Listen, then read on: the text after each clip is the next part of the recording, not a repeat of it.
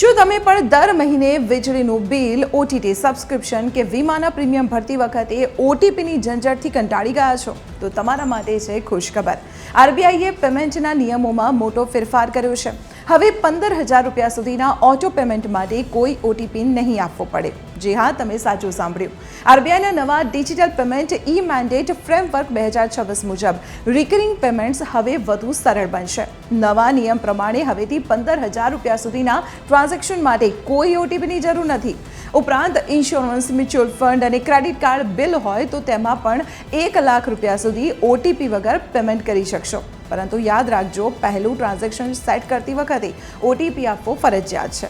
હવે તમને સવાલ થશે કે તમારી સુરક્ષાનું શું થશે? તો ચિંતા ના કરો. પેમેન્ટ કપાવવાના 24 કલાક પહેલાં તમને SMS કે ઈમેલ આવી જશે. જો તમને લાગે કે આ પેમેન્ટ નથી કરવું તો તમે તેને રોકી પણ શકો છો. જોકે ફાસ્ટેગ અને NCMC કાર્ડમાં તો નોટિફિકેશન વગર જ ઓટો રિપ્લેનિશ થઈ જશે.